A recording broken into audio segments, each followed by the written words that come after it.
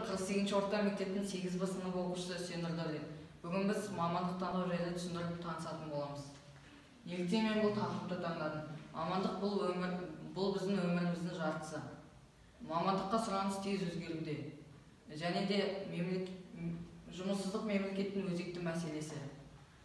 Болашақта қажетті мамандықтар: программист, қауіпсіздік маманы және де энергетика маманы. Программист қазіргі таңда қандай да бір мамандық IT технологиясымен тығыз байланысты. Компьютерлендіріп күннен күнге қарқынды дамуда. Келесі 30-40 жылдықта мамандар компьютерлік мамандардың еңбек қажеттілігі артады деп болжам жасайды. Қауіпсіздік маманы мемлекетте көптеген қылмыстық іс-әрекеттердің желі арқылы жасалатын болғандықтан олардың алдын алып қорғау, сонымен қатар ақпаратты зақымдайтын әртүрлі вирустардан қорғау басты міндет болып табылады. Энергетика маманы энергетикалық және жылумен жабдықтау жүйелерін әзірлеу, өндіру және пайдалануды қамтитын маман.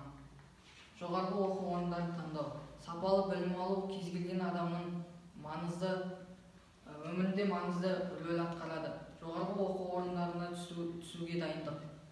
Неліктен олар сіздерді таңдауы қажет?